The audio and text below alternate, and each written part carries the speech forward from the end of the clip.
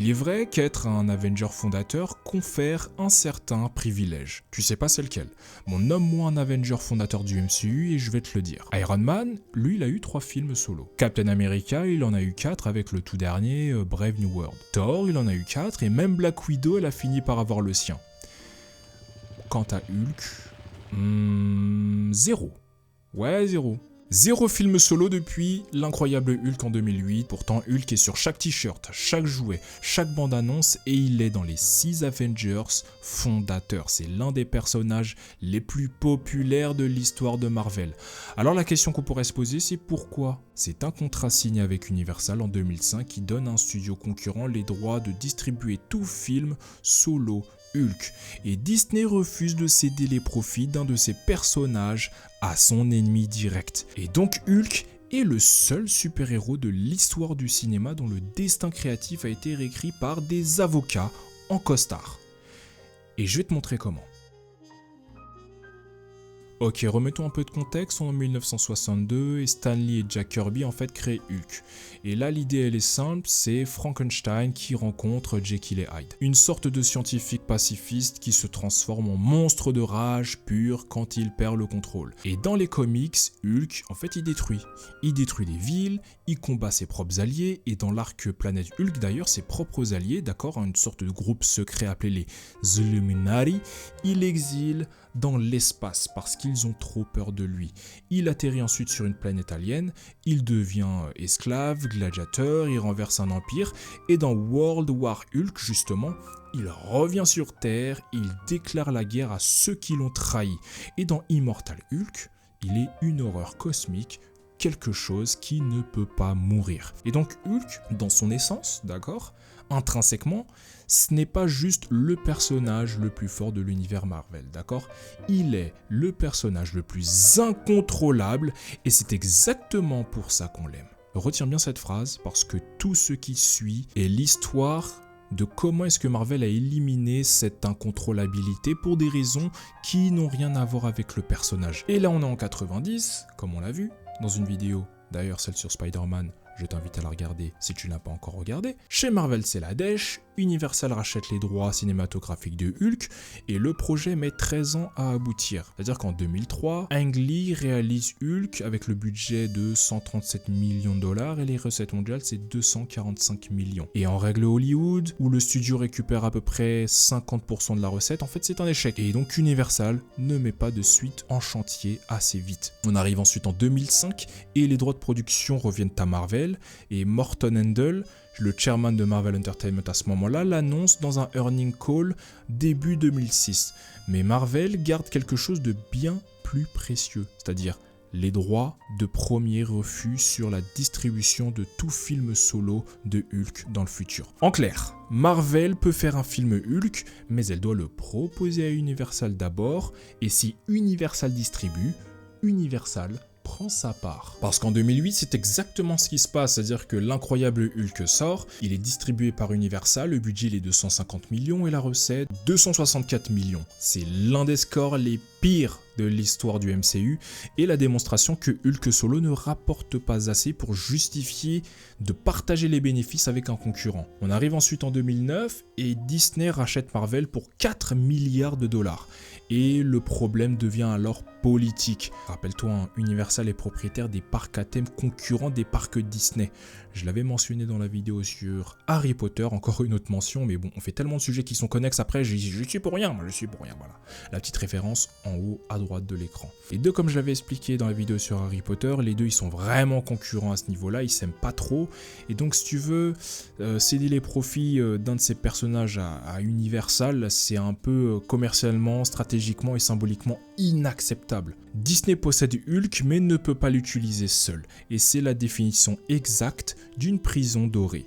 Et c'est là que Marvel va trouver une solution qui est à la fois brillante, mais qui est à la fois toxique. Et donc on a Mark Ruffalo, celui qui interprète Hulk dans le MCU, qui raconte la scène d'une interview à partir de 2017. Et Kevin Feige, le président de Marvel Studios, lui dit en substance quelque chose comme bon écoute Marco, félicitations, tu es Hulk, tout ça, mais en fait on va pas te donner de film solo. avec Hulk, ok? Nous, on va juste développer le personnage dans des films d'ensemble, dans des films voilà, Team Spirit et tout. Mais voilà. Et donc à ce moment-là, Ruffalo pense que c'est une décision qui est créative, alors que c'est une décision qui est contractuelle, mais maquillée, habillée, bien apprêtée, parfumée en stratégie narrative. Et la logique, elle est chirurgicale, parce que tant que Hulk n'est pas le personnage principal d'un film, Universal n'a aucun droit. Il peut être dans les Avengers, il peut être dans Thor, du moment qu'il n'est pas la tête d'affiche, le contrat ne s'active pas. Et encore une petite référence, si tu as vu la vidéo sur Spider-Man, tu te souviens que Sony avait un même problème, c'est-à-dire que Sony et Disney ont trouvé un arrangement de coproduction qui profitait aux deux. Je vais te laisser deviner pourquoi. En fait, le pourquoi, il est simple. Malheureusement, c'est méchant. La réponse tient en un chiffre. Spider-Man Solo rapporte 1 milliard par film. Et donc Hulk Solo a plafonné à 264 millions. Et donc en gros, quand le gâteau il est assez gros, t'inquiète pas, on partage. Et quand il ne l'est pas, eh ben on contourne, on trouve des solutions et on est plus malin. Et malheureusement, contourner ça veut dire une chose, c'est domestiquer le personnage. Et donc pour utiliser Hulk sans activer le contrat, Marvel devait le rendre compatible avec des films où il n'est jamais le héros. Et ça change absolument tout. Voilà où tout se connecte. On revient à l'essence même de Hulk. Hulk, il est incontrôlable. Celui des comics, celui qui détruit tout, celui qui ne reconnaît ni ami ni ennemi, personne. Et narrativement, malheureusement, c'est ingérable dans un film de groupe. Pourquoi? Parce qu'il prendrait trop de place, il lui faudrait consacrer trop d'attention, il mettrait en danger les autres héros à chaque scène et il deviendrait aussi le protagoniste par défaut. Et un protagoniste par défaut, c'est un film solo déguisé et c'est ce que Marvel ne peut pas se permettre. Et donc Marvel en fait, ils vont commencer, film après film, à réduire le personnage.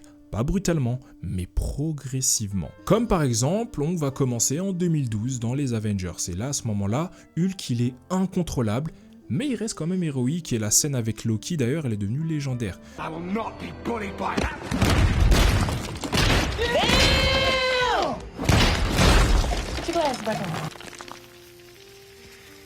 Donc à ce moment, oui, le personnage fonctionne toujours. Ensuite, on va un peu plus progresser vers 2015 et la peur d'être incontrôlable devient un sujet dans l'ère d'Ultron, tu vois, en 2015. Hulk qui s'enfuit et il a honte de ce qu'il fait. On va progresser ensuite dans Thor Ragnarok en 2017 et Hulk, là, il parle.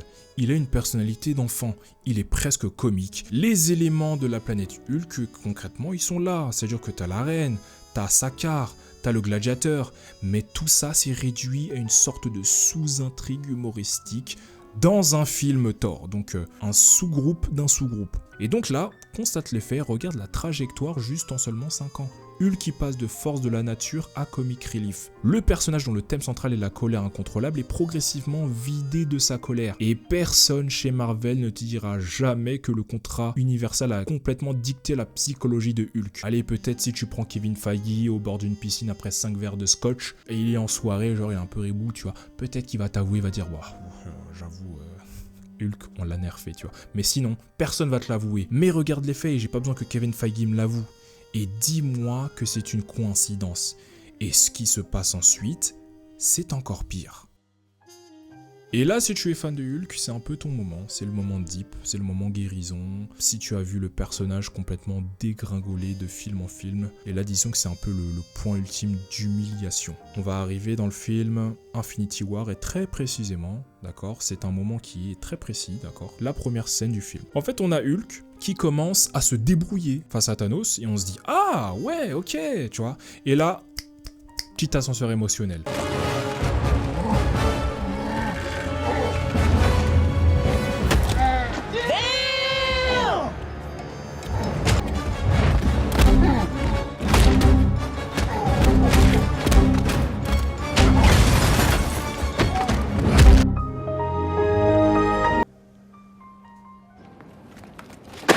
Thanos, il va modifier, il va réinitialiser Hulk, mais genre salement, genre pas en combat équilibré, hein, genre je suis là, c'est une démonstration de puissance, hein. Hulk il est projeté comme un jouet, il est humilié devant le public, devant des millions de personnes dans le monde entier, et pendant les 2h30 qui vont suivre, Hulk va refuser de sortir. C'est-à-dire que Banner ne peut plus le convoquer. Parce que les réalisateurs des deux plus gros films du MCU, avaient un personnage trop puissant pour être le second rôle et interdit d'être le premier rôle. Et donc la seule solution, c'était de le péter en deux. Et là concrètement, Hulk ne s'est pas fait casser la bouche par Thanos. Il s'est fait casser la bouche par un contrat de distribution. Et Thanos, c'était juste l'excuse narrative. Et le pire, les fans le savent, il arrive dans le film suivant.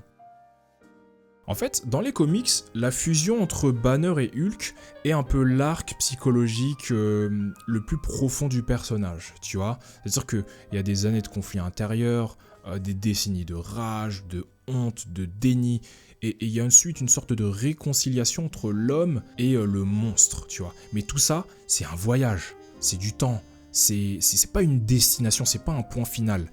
Sauf que dans Endgame, tout ça là, tout ce que je viens de te dire, qui est très deep, c'est montré hors écran, entre deux films, en 3 phrases de dialogue dans un resto. C'est-à-dire que l'arc qui aurait pu être le cœur d'un film entier, le sujet même d'un film solo Hulk, voire même, si tu es plus ambitieux, d'une série entière, d'accord ? Tout ça c'est expédié comme une ellipse narrative à 2 balles. Parce qu'un film solo Hulk n'existera pas.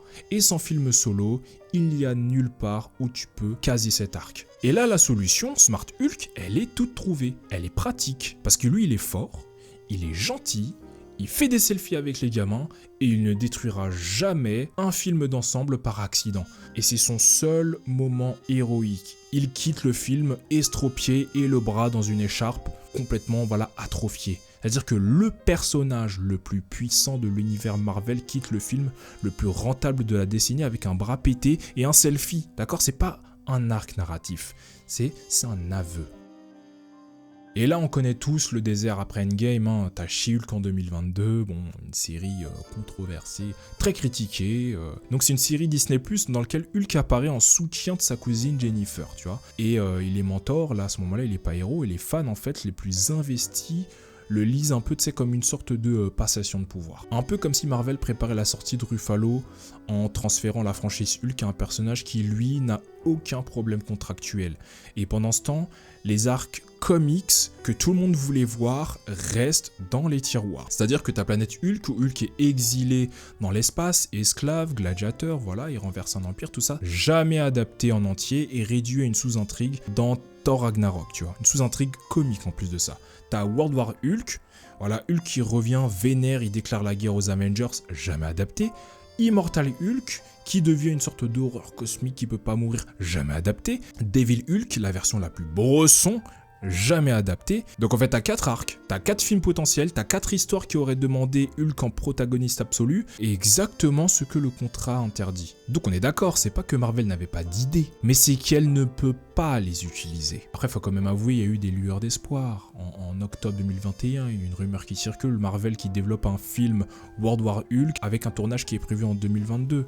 La nouvelle, elle explose sur le net, les fans pensent que les droits sont réglés et que Disney a trouvé un accord avec Universal. Et donc que Hulk des comics va enfin arriver à l'écran. Et t'as 2022 qui passe, t'as toujours rien, t'as pas de tournage, t'as un insider qui déclare que lui non plus, ça fait 1 an qu'il a rien entendu. Juin 2023, t'as une sorte de petit indice. En gros, t'as l'incroyable Hulk qui arrive sur les plateformes de Disney+, et c'était le seul film du MCU qui était absent de la plateforme de stream. T'as une sorte de petit feeling 2006 qui suggère que le deal Paramount Marvel avait une clause de 15 ans.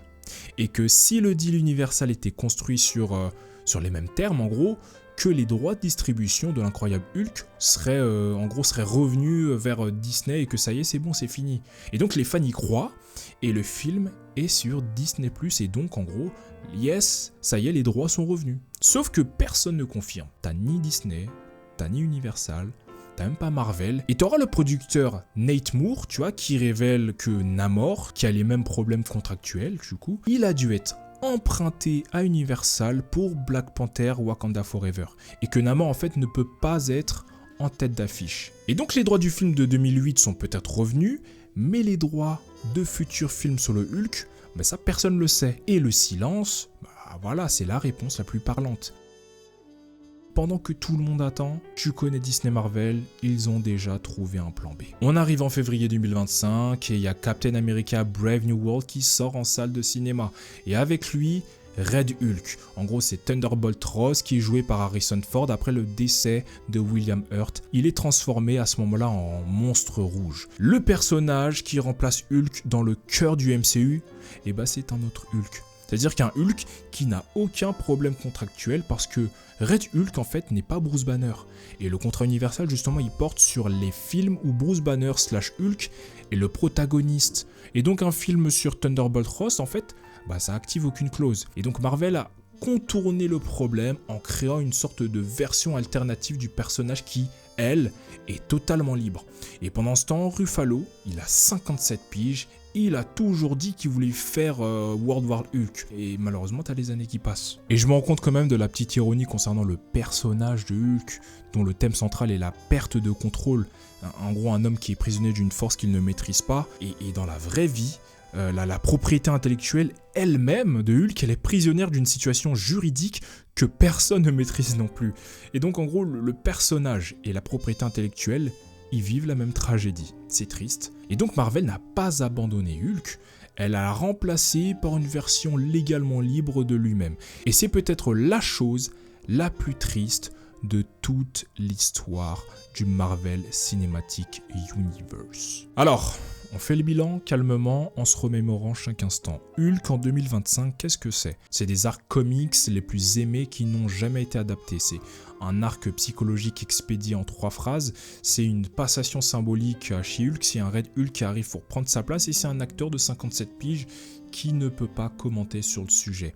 En gros, personnellement, je trouve que ce n'est pas un gâchis artistique, c'est le portrait parfait de ce que les droits de propriété intellectuelle font à la création dans l'industrie du cinéma. Ouais. Parce qu'il faut quand même regarder les faits. Marvel a dépensé des milliards de dollars pour acheter des personnages à Sony, à la Fox, à Paramount. Ils ont trouvé un arrangement qui profite aux 2 studios parce qu'ils rapportent assez pour justifier le partage. Et les X-Men, eux, ils sont revenus après le rachat de la Fox. Donc au final, les Avengers sont redevenus complets. Et Hulk est le seul que Marvel n'a jamais vraiment récupéré. Et ça se voit dans chaque film, dans chaque scène où Hulk est là sans jamais être au centre, dans chaque moment de rage qui ne dure pas assez longtemps, dans chaque arc qui aurait dû être un film et qui finit en réplique de dialogue. Et donc finalement le personnage le plus incontrôlable de l'univers de Marvel est celui que Marvel contrôle le moins et c'est exactement pour ça qu'il a fini par ne plus rien casser du tout. Et c'est triste. Merci d'avoir regardé cette vidéo. Like, abonne-toi, mets la cloche si ce n'est pas déjà fait, commente, dis-moi ce que t'en penses si tu es fan de Hulk. Comme je le disais, c'est le moment guérison. Allez, guérissons tous ensemble, on est ensemble, la main sur le cœur. Et on se dit à très vite, à très bientôt. Ciao.